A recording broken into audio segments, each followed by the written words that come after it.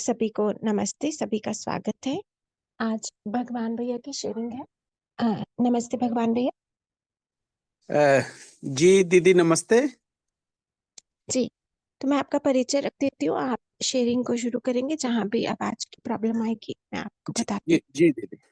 जी, तो जी भगवान भैया 32 वर्षों से गणेश सर के संपर्क में हैं और परिवार की सहमति से इस समय भैया गणेश सर के सानिध्य में बिठूर संस्थान में प्राकृतिक व्यवस्था को लेकर वॉलंटियर के रूप में अभी प्रेजेंटली कार्य कर रहे हैं।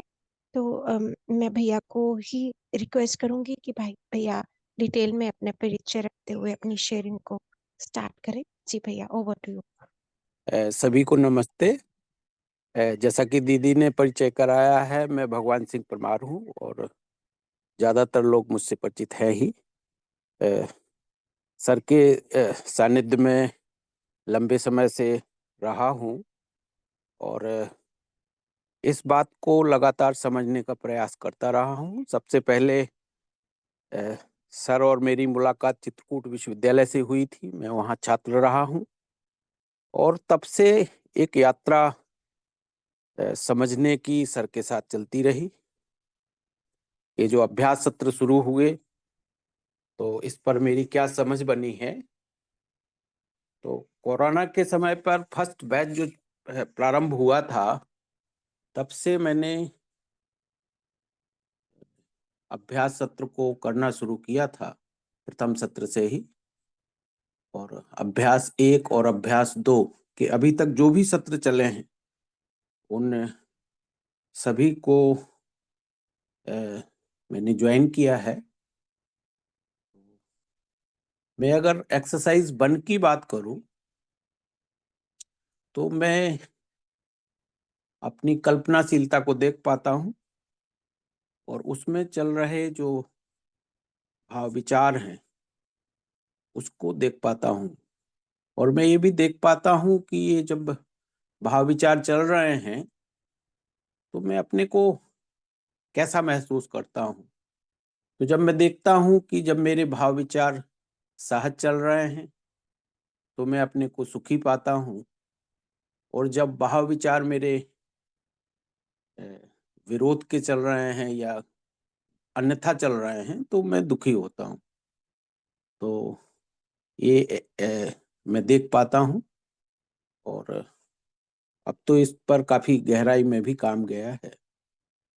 अगर एक्सरसाइज 4 की बात करूं कि इसका निर्णय कौन ले रहा है, तो मैं देख पाता हूं कि इसका निर्णय मैं ही ले रहा हूं। और जैसे ही ये बात क्लिक की कि इसका निर्णय मैं ही ले रहा हूं, तो एक बहुत गहरे में एक काम हुआ, और वो ये हुआ कि मैं शिकायत से मुक्त हुआ। जो बाहर शिकायत रहती थी कि बाहर कुछ कोई मुझे डिस्टर्ब कर रहा है, जैसे जैसे ये बात स्पष्ट हुई तो सबसे पहला काम तो इसका यही हुआ कि मैं शिकायत से मुक्त हुआ और ये देख पाया कि इसका निर्णय मैं ही ले रहा हूँ और मैं ही इसके प्रति जिम्मेदार भी हूँ। तो एक यहाँ जिम्मेदारी का भाव जो है वो अपने में फिक्स हुआ, और उससे जो स्वयं की गति है वो बढ़ी। अगर देखें कि ये जो निर्णय हैं, जो मेरे में भाव विचार चल रहे हैं, तो इसका आधार क्या है? मेरी समझ है या कोई मान्यता है? तो मैं देख पाता हूँ कि जब मैं समझ से निर्णय लेता हूँ तो उस समय मैं सुखी होता हूँ, अपनी स्थिति में होता हूँ। और जब मैं मान्यता आधारित निर्णय लेता हूँ तो वो मान्यता पर निर्भर करेगा, उस समय मैं सुखी भी हो सकता हूँ और दुखी भी हो सकता हूँ। तो इस प्रकार से इसका आधार भी समझ में आया। फिर मुख्य बात ये समझ में आई कि मुझे मेरे जो भाव विचार हैं तो मुझे सहज स्वीकार क्या है? संबंध का भाव, व्यवस्था का भाव, या सहअस्तित्व का भाव, है ना? या विरोध या अव्यवस्था या संघर्ष का।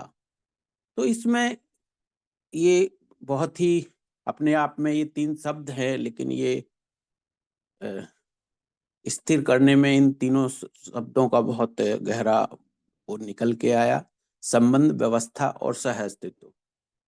तो मैंने देखा कि जब मैं संबंध, व्यवस्था और सह-अस्तित्व में होता हूँ, तो मैं सुखी होता हूँ, और इसके अन्यथा जब होता हूँ तो दुखी होता हूँ।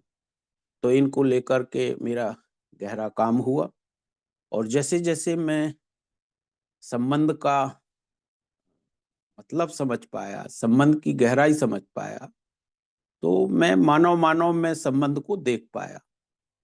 और जैसे-जैसे मानव संबंध को देखा, तो रिश्तों में सुधार होना, ये काम तो बहुत पहले से शुरू हो गया था। जैसे-जैसे मैं सर की कुछ बातें, तब संपूर्णता में बातें तो समझ में नहीं आती थी, लेकिन अगर कोई संबंध पर अगर सर ने कोई बात की, तो सबसे पहले हमने अपने रिश्तों में उसको टेस्ट करके देखा। तो मैंने देखा कि उससे जो हम लोगों के मतभेद थे, बुराइयाँ थीं, गाँव में बुराइयाँ थीं, वो ठीक होना शुरू हो गई। तो वहाँ से मुझे इसका एक संबंध का जो मतलब है, वो समझ में आना शुरू हुआ, और इसकी डेप्थ में जैसे-जैसे मैं संबंध देख पाया, तो मैं ये देख पाया कि हर मानव से मेरा संबंध है, और इस पर बहुत सा काम कर पाया। इसको लेकर के चाहे जेल में ट्रायल का काम हो, चाहे आम नागरिक के साथ काम हो, चाहे किसानों के साथ काम हो, चाहे चलती हुई बस पर जो यात्रा कर रहे हैं उनसे लोगों से चर्चा हो, चाहे मजदूरों से चर्चा हो, हर वर्ग के लोगों में मैंने संबंध को देखा। जब मैं संबंध के भाव से उनसे जुड़ पाया, तो मैं देख पाया कि प्रत्येक मानव जो है, वो निरंतर सुखी होना चाहता है, और उसकी भी चाहत यही है कि मैं सुखी रहूं। तो जब अपन उसके सुख में साधक बनते हैं, तो वो अपन से जुड़ जाता है, और जब हम उसके सुख में बाधक बनते हैं, तो वो हमसे दूर छिटक जाता है। तो ये भी दिखा कि मानव जो है, भले कितना भी उसकी अभी पात्रता भले ही ना हो, है ना? लेकिन सुखी तो वो होना ही चाहता है। तो एक जो अपने पराये की जो दीवार है ना? जो अंदर पड़ी थी, उसका टूटना शुरू हुआ, और जो विभिन्न तरीके से अमीरी-गरीबी की दीवार, या छोटे-बड़े की दीवार, पदों की दीवार, उस सब से मैं मुक्त होना शुरू हुआ, और मैं संबंध देख पाया। तो यहाँ मैं ये कह सकता हूँ कि जो संबंध है, इसको लेकर के मैंने व्यक्तिगत रूप से बहुत काम किया, और फिर इस बात को परिवार में ले गया, तो परिवार में भी उसके सुखद रिजल्ट आए। फिर परिवारों से परिवारों की ओर ले गया, उसमें भी सुखद रिजल्ट आए, और इस प्रकार से ये फैलता चला जा रहा है। जो मैं संस्था चलाता था, उस संस्था में भी जब इसका ट्रायल किया, तो वो पहले मटेरियल वर्ल्ड पर ही ज़्यादातर आधारित थी। लेकिन धीरे-धीरे जब उसमें भी रिश्तों पर काम होना शुरू हुआ, तो वो भी धीरे-धीरे संबंध आधारित चलने की ओर बढ़ी, और इस प्रकार से संबंध पर बहुत गहराई से, मतलब मूल सूत्र के रूप में मैं संबंध को पकड़ पाया, और उस पर हमारा कार्य लगातार जारी है। तो इस प्रकार से मैंने अपनी बात को संबंध पर रखा। फिर अगर मैं व्यवस्था पर बात करूं, उस पर भी मैं फैल पाया, और ये जो संपूर्ण चारों तरफ जो व्यवस्था है, उसको गहरे से देख पाया, है ना? पदार्थावस्था से लेकर, प्राणावस्था से लेकर, जीवावस्था से लेकर, और ज्ञानावस्था अर्थात मानव से लेकर, इस संपूर्ण व्यवस्था को समझ पाया।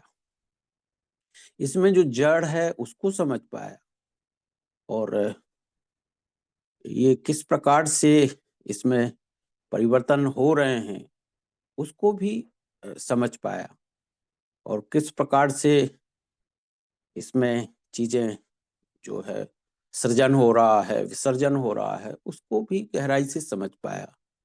तो मेरे देखने के नज़रिए में एक बहुत बड़ा फ़र्क आया, और मैं अब प्रकृति को भी ठीक ढंग से देख पाता हूँ, सृष्टि के साथ अपनी लय बनाने का प्रयास करता हूँ। तो इस पूरी फैली हुई सृष्टि को भी देख पाया, इसके सृजन विसर्जन को देख पाया, और इसको लेकर के हम अब जितने भी पेड़ पौधे हैं या जितने भी जो भी चारों तरफ मुझे दिखाई देता है, उस सब के प्रति एक गहरे से एक संवर्धन, संरक्षण और सदुपयोग का एक भाव भी बना, और उस काम को फिर मैं प्रकृति में कर भी पाया। तो प्रकृति जो है, उसमें ये तय हुआ कि भई सब कुछ जो है वो व्यवस्था के अर्थ में ही सजा हुआ है, और हमें उसे समझना है, और समझ करके हमें उसका संरक्षण, संवर्धन और सदुपयोग भी करना है। तो मैं व्यवस्था को भी समझ पाया। अगर मैं सहअस्तित्व की बात करूं, तो सहअस्तित्व की ओर भी मेरा ध्यान गया है, और किस प्रकार से जो है यूनिट जो है डूबी है, भीगी है और घिरी है, अ, इधर भी मेरा ध्यान गया है। और हम किस प्रकार से सेल्फ भी किस प्रकार से शून्य के माध्यम से क्रियाशील हो पाता है या अपने संदेश भेज पाता है। तो शून्य या शून्य की एक स्पष्टता भी हुई है, और उसे भी मैं देख पाता हूँ, जहाँ तक अभी मैं देख पाया हूँ। तो ये देख पाया हूँ कि जो यूनिट हैं, यूनिट और स्पेस का बहुत ही कोरिलेशन है। कोई भी इकाई ऐसी नहीं है जो शून्य में ओत-प्रोत नहीं है। तो संबंध व्यवस्था और सह-अस्तित्व को मैं देख पाया, और जब भी संबंध व्यवस्था और सह-अस्तित्व के साथ होता हूँ, तो मैं निरंतर सुखपूर्वक रह पाता हूँ। तो सुख की निरंतरता भी संबंध व्यवस्था और सह-अस्तित्व से ही बनेगी, और इसको लेकर के जो इस क्षण और हर क्षण की जो बात आती है, तो हर क्षण मुझे सुखी रहना है, तो मुझे संबंध व्यवस्था और सह-अस्तित्व में ही रहना होगा। तो यहाँ पर मैंने संबंध व्यवस्था और सह-अस्तित्व को स्पष्ट किया। अब अगर मैं एक्सरसाइज 2 की बात करूँ, तो मैं देख पाता हूँ कि मैं या सेल्फ और जो शरीर है, दोनों अलग-अलग वास्तविकताएँ हैं, और हम जो है सेल्फ जो है, वो सूचनाओं के माध्यम से शरीर से आदान-प्रदान करता है। शरीर अलग है और मैं अलग हूँ, और दोनों की आवश्यकताओं को भी देखने जाऊँ तो दोनों की आवश्यकताएँ अलग हैं। शरीर की आवश्यकताएँ जो है वो खाने से लेकर के, और जो भौतिक पदार्थ हैं जिनका हम अ, जो जड़ जड़ से आती हैं, वो उसकी आवश्यकताएँ हैं। और अगर मैं सेल्फ की आवश्यकता देखूँ, तो ये मूल्य, भाव, विचार, हुँ, इस प्रकार से सेल्फ की आवश्यकता है। तो दोनों को आवश्यकताओं को भी अलग-अलग देख पाता हूँ। अ, मैं देखता हूँ कि मेरे और शरीर के बीच में और सूचनाओं जो संवेदनाएँ हैं, इनके बीच में भी एक दूरी है, और जब मैं चाहता हूँ, तो मैं शून्य के माध्यम से शरीर से इंटरैक्ट होता हूँ। अपनी जो भी सूचना है, वो सूचना के माध्यम से मैं संदेश भेजता हूँ। तो ये भी मैं देख पाया, और किस प्रकार से जो सूचनाएँ हैं, वो बाहर से संकेत के माध्यम से आई हुई सूचनाएँ मुझे प्रभावित करती हैं, इसको भी मैं देख पाया। और मैं देख पाता हूँ कि जब बाहर से कोई सूचना आती है, तो मैं अगर उससे मान्यता आधारित अगर मतलब अर्थ देता हूँ, तो मैं उस समय दुखी होता हूँ, या जिस प्रकार की मान्यता आई होगी, उस प्रकार से मैं हो जाता हूँ। अ, अर्थ देने पर ही मेरी बहुत सी चीज़ें निर्भर हैं। अगर मैं ज़िम्मेदारी पूर्वक जब मैं अर्थ देता हूँ, तो मैं देखता हूँ कि उस समय मैं अ, अपने स्वभाव में बना रहता हूँ। तो इसको लेकर भी मैंने अपने पर काम किया। बाहर से अब कोई सूचना आती है, तो यहाँ पर मैं उसे क्या अर्थ दे रहा हूँ, इस पर बहुत सी चीज़ें जो है वो मेरा मेरा निर्णय इस पे बहुत ही वो होता है। तो आई हुई सूचना को पढ़ना, फिर पढ़ने के बाद अर्थ देना, फिर अर्थ देने के बाद निर्णय लेना कि उस पर क्या निर्णय लिया जाए। जैसे अगर किसी ने मुझे अपशब्द कहे हैं, तो मैं उस सूचना को पढ़ पाता हूँ और फिर मैं अर्थ दे पाता हूँ। तो मैं जो तुरंत प्रभावित होता था उससे, अब मैं प्रभावित नहीं होता हूँ और मेरे में इसको लेकर के काम हो पाया है और इससे इसको मैं अब अ, ये कई जगह ऐसी बातें आती हैं अगर, तो उसको मैं अब अपने को उस समय में होश में रहते हुए पढ़ भी पाता हूँ। एक दिन का उदाहरण है कि मैं और मेरा बेटा अभ्युदय दोनों मोटरसाइकिल से बाज़ार गए थे और वहाँ हमने मोटरसाइकिल को खड़ा कर दिया। जो सामने वाला है उसका कुछ अवरोध हुआ होगा या दुकान उसकी कोई नुकसान हुआ होगा उसके ग्राहकों का, तो वो बहुत ज़ोर से चिल्लाया, अपशब्द सहित और मैं मुस्कुराने लगा। तो उसका चिल्लाना, उसका बहुत ही आवेशित होना और मेरा मुस्कुराना और मैंने कहा कि भैया आपका निश्चित है बहुत कुछ नुकसान हो गया होगा और मुझे पता नहीं था और आप इतने आवेशित क्यों हैं? तो वो एकदम से थोड़ा देखा मैंने कि उसका भाव बदलने लगा और भाव बदलते-बदलते वो शांत हो गया। तो मैंने अपने बेटे को बिठाला और रास्ते में मैंने अभ्युदय से चर्चा की कि देखो बेटा यहाँ हम लड़ भी सकते थे, मैं भी आवेशित हो सकता था, वो तो आवेशित था ही और यहाँ मारपीट भी हो सकती थी और हम लोग अपना जो जिस उद्देश्य के लिए गए थे, वो उद्देश्य या कार्यक्रम भी हमारा बदल सकता था।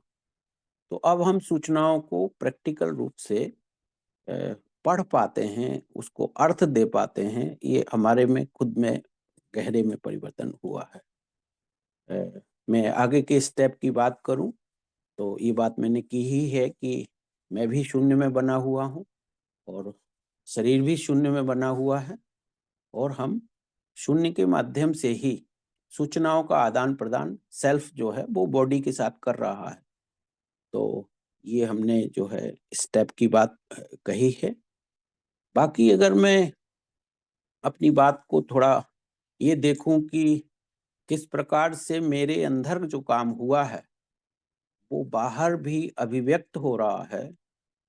अ, उसके कुछ परिणाम आए हैं, तो उन परिणामों को लेकर भी मैं अपने में अ, जो इस पूरी टीम है, सर हैं, सभी के प्रति कृतज्ञ भी हूँ कि मैं कुछ ठीक-ठीक देख पा रहा हूँ। तो जैसे ये बात मुझे समझ में आई और मैं इसे अपनी पत्नी से लेके, परिवार से लेकर सभी जगह गया, तो पहले तो वो बात लोगों को समझ में नहीं आई और जैसे-जैसे समझ में आई, तो उसमें सबका सहयोग बनता चला गया। तो मेरे में जो भी परिवर्तन आए थे, वो धीरे-धीरे परिवार की ओर बढ़े और अरुणा जी ने भी उन चीज़ों पर अ, गहराई से लेना शुरू किया। उनने इस मैसेज को अपने बच्चों में भेजना शुरू किया, अपने जो उनसे जुड़े जो परिवार हैं अ, उन सब में भेजना शुरू हुआ और आज हम कह सकते हैं परिणाम के रूप में कि मेरे से जुड़े जो भी परिवार हैं, उनमें एक वातावरण बना। इसको जब ये काम दिखा तो सर ने स्वतंत्रता और स्वराज एक ग्रुप भी चालू करवाया। तो उसके माध्यम से अब परिवार से परिवारों की ओर कैसे इस बात को ले जाया जाए, वो एक वातावरण बना है जिसे हम देख पा रहे हैं। तो परिवारों से परिवारों की ओर एक काम हुआ है। अभी मैंने जेल की बात की थी, उसको अगर और फैला के देखें, तो जेल पर काम हुआ और जेल के बाद जो कैदी निकल के आए, अब उन पर भी हमारा काम चल रहा है।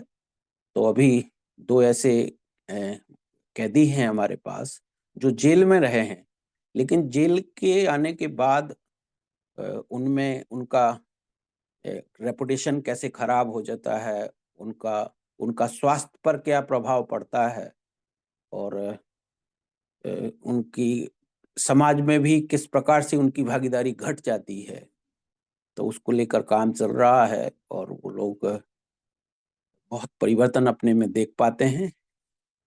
इस पर भी हम आगे शेयरिंग करवाएंगे कि किस प्रकार से उनमें परिवर्तन हुए। वैल्यू बेस्ड एग्रीकल्चर को लेकर भी हम लोगों ने काम किया, तो उसमें भी हम देख पाते हैं कि अभी किस प्रकार से हमने पर्यावरणीय प्रभाव या इस पूरी प्राकृतिक व्यवस्था की समझ ना होने से हमने प्रकृति का कितना नुकसान कर डाला है। और इसमें खेती का भी एक रोल ही है कि हमने बगैर सोचे समझे खेती की, बगैर सोचे समझे हमने उद्योग लगाए, बगैर सोचे समझे हमने हर प्रकार से प्राकृतिक व्यवस्था को उजाड़ा है, जिसका विभिन्न तरीकों से आपको पर्यावरणीय प्रभाव दिख ही रहा है। तो इसको लेकर के आवर्तनशील कैसे खेती कैसे की जाए, जिससे किसान भी इसके भागीदार, प्राकृतिक व्यवस्था को सजाने के भागीदार बन सकें, तो इस क्षेत्र में काम हुआ है। और कुछ किसान जो है वो अब इस प्रकार से सोचने लगे हैं कि हमें मूल्य आधारित खेती करना है और खेती, शुद्ध भोजन, पर्यावरण का संरक्षण और सब एक जो है उसी के बेस पर स्वावलंबन, समृद्धि जिसे कहा, तो समृद्धि के भाव से कैसे खेती की जाए, इस पर भी कुछ काम जो है वो दिखने लगा है। तो अन्य क्षेत्रों में भी काम हुआ है, कुछ बच्चों में ट्रायल हुए हैं, तो बच्चों में भी जो भी ट्रायल हुए हैं बच्चे उसे देख पा रहे हैं और देख करके वो इस बात को स्वीकृत कर पा रहे हैं। तो मैं अगर उसमें कहूँ कि 3 बातें इसमें जो आती हैं कि सेल्फ का डेवलपमेंट, तो ये जो एक्सरसाइज 1 और एक्सरसाइज 2 है, वहाँ से जहाँ मेरा सेल्फ का डेवलपमेंट हुआ है, वहीं अब टीम का डेवलपमेंट भी हो रहा है। और अब हम धीरे-धीरे सोसाइटी की ओर बढ़ रहे हैं कि जो बात आती है अखंड समाज और सार्वभौम व्यवस्था, तो उसको लेकर के कैसे आगे और बढ़ा जाए, है ना? परिवार मूलक समाज की ओर, परिवार से विश्व परिवार की ओर जो बात कही गई है, उसको कैसे फैलाया जाए, इसके प्रति हम जो है परिवार सहित लगे हैं। और इसी को लेकर के आगे हमारे घर में एक चर्चा हुई, जिसमें हमारे बेटे अरुणोदय और अरुणा जी, सबका कहना था कि अब आपको कुछ वक्त जो है वो वॉलंटियरिंग के रूप में अ, जो गणेश सर की संस्था है या जो पूरा टीम है उसके साथ लग के देना चाहिए। तो इसी के तहत जो है मैं अभी बिठूर में आया हूँ और बिठूर में प्रकृति के साथ कैसे कुछ काम किया जाए, और मैं गहराई में जो मेरे में रह गया है समझने के लिए, वो भी सर के और सर की टीम के सानिध्य में उसको और गहरे में कैसे समझा जाए, इसको लेकर के मेरे प्रयास चल रहे हैं। तो अभी तक की ये यात्रा है जो मैंने रखी है। आगे कोई इस पे और प्रश्न या कोई बातचीत होगी तो मैं करूँगा। सभी को नमस्ते। जी, जी भैया, धन्यवाद। अभी शर्मिला दीदी को रिक्वेस्ट करूँ कि दीदी भैया की शेयरिंग के बारे में अपनी बात को रखें। शर्मिला दीदी। जी नमस्ते भगवान सिंह जी। बहुत ही जी, बढ़िया नमस्ते दीदी। बहुत ही बढ़िया रही आपकी शेयरिंग। आपने जी, पूरा विस्तार जो आप देख पा रहे हैं और उसके तहत जो आपने बाहर काम किया है, उसको बहुत ही अच्छे से एक संक्षिप्त वे में आपने रखा सबके सामने। उदाहरण तो हम रोज-रोज देखते ही हैं, सुनते ही हैं। अभी ये कॉन्फ्रेंस के माध्यम से भी जितने परिवारों के साथ जिनको आपने छुआ है, जिनको आपने इंस्पायर किया है, जिनके मतलब जीवन बदल गया है उनका, उनकी भी शेयरिंग्स सुनी और सुनते ही हैं मॉर्निंग सेशन में भी। तो ये जो पूरा विस्तार आप अपने में पहले देखते हैं और तभी बाहर कर पाते हैं उस काम को, उसको आप बहुत ही अच्छे ढंग से कर रहे हैं और आपको बहुत-बहुत आगे के लिए भी शुभकामना कि आप ये जो टीम खड़ी कर रहे हैं आप गाँव में भी, और उसके तहत जो बड़ी व्यवस्था में जो भागीदारी सबकी है हो रही है धीरे-धीरे, वो एक बहुत बड़ा काम है अपने आप में। और ये सब तभी पॉसिबल हो रहा है क्योंकि आप सबसे पहले अपने अंदर काम किए, जो कि आपने शुरुआत में अपनी शेयरिंग में रखा उस बात को। तो मुझे लगता है आपकी शेयरिंग से बहुत लोगों के लिए एक प्रेरणा का स्रोत होगी। स्पेशली जब हम उन लोगों के साथ काम करते हैं जब जो जिनको समाज से सिर्फ़ तिरस्कार ही मिला है, जिनके खुद का अस्तित्व ही यूँ कहें कि ना बदल सा गया है। जैसे कि वो जब जेल में जाते हैं, तो उसके बाद से एक तरह से हर कोई उनको एक अलग नज़र से देखता है। मतलब मानवता का एहसास उनके लिए और कम होता जाता है। ऐसे लोगों के साथ काम करके उनको अपने अंदर का जो एसेंस है, उससे वाकिफ़ कराना और उससे फिर उनका उभर के आना, ये सब एक बहुत ही बड़ी बढ़िया टीम खड़ी हो सकती है। और मुझे लगता है कि आपने बहुत सारा इस पे काम भी किया है और आगे भी करेंगे ही, ऐसा तो मुझे विश्वास है ही। और इसी तरह औरों को भी प्रेरित करते रहें और आगे टीम को बढ़ाते रहें। आपको बहुत-बहुत शुभकामनाएँ। जी दीदी, हम लोग परिवार सहित जो है, जो किस प्रकार से एक परिवार मल्टीप्लाई होके फैल सकता है। सर ने आज से 17 साल पहले मेरे बेटे का नाम गणेश सर ने अभ्युदय रखा था, और उस नाम की गहराई को मैं देखने जाऊं तो उसके दो संदर्भ हैं। एक संदर्भ है स्वयं का अभ्युदय, मतलब मुझे स्वयं में इस इस बात को गहरे से निष्ठापूर्वक लगना है, और फिर अखंड समाज के लिए मुझे काम करना है। तो वो जो नाम रखा था सर ने, उसके पीछे बहुत सेंस है। तो हम एक परिवार के रूप में और परिवार से परिवारों के रूप में, कुटुंब के रूप में किस प्रकार से फैल सकते हैं, इसके लिए हम लोग संकल्पित हैं और लगातार समझते भी रहेंगे और पॉजिटिव वे में मल्टीप्लाई भी होते रहेंगे। जी दीदी। बहुत बढ़िया, बहुत बढ़िया। आपको बहुत-बहुत शुभकामना पूरे परिवार को और बड़े परिवार को भी। बहुत शुभकामना। और मैं एक बात कहना चाहूँगी कि अभी हम बाहर देखें तो बहुत कुछ है जो, जैसा कि भगवान जी भी बता रहे थे, बहुत कुछ है जो ठीक नहीं है, लेकिन बहुत कुछ ऐसा भी है जो ठीक चल रहा है और बढ़िया से चल रहा है। ये हमारी चॉइस है, हम किस पर फ़ोकस करते हैं। तो ऐसा नहीं है कि कुछ गलत हो रहा है तो हम आँख बंद कर लेंगे, लेकिन हम वो पूरे विस्तार को देखेंगे। हमारा फ़ोकस जो गलत हो रहा है, वहाँ से हटकर जो सही हो रहा है, हम हमारी पूरी जो ऊर्जा है, उसमें लगाएँगे। क्योंकि हर एक में ये जो ऊर्जा है, इसको हम कहाँ लगाते हैं, इसकी चॉइस है। वो चॉइस हमें देखनी होगी। और जैसे-जैसे हम अपनी ऊर्जा उसमें लगाते हैं, तो जो भगवान जी ने भी अपनी शेयरिंग में मेंशन किया, पहली बात जो होगी, हम शिकायत मुक्त हो जाएँगे। यदि हम समाज में जो गलत हो रहा है, उसकी तरफ नज़र डाल रहे हैं, तो हम शिकायतों से भरते जाते हैं। वहाँ से निकलने का यही रास्ता है कि हम जो सही है, उसकी तरफ बढ़ें। अपने में भी अगर हम देखें तो हमारे जो संस्कार ठीक नहीं है, उनके पीछे जाएँगे तो बहुत मुश्किल है। क्या सही है, उसकी तरफ ध्यान देंगे, तो रास्ता ज़्यादा आसान दिखाई देता है। तो यही मैं आपके लिए भी और सबके लिए भी कहना चाहूँगी। बहुत बढ़िया दीदी।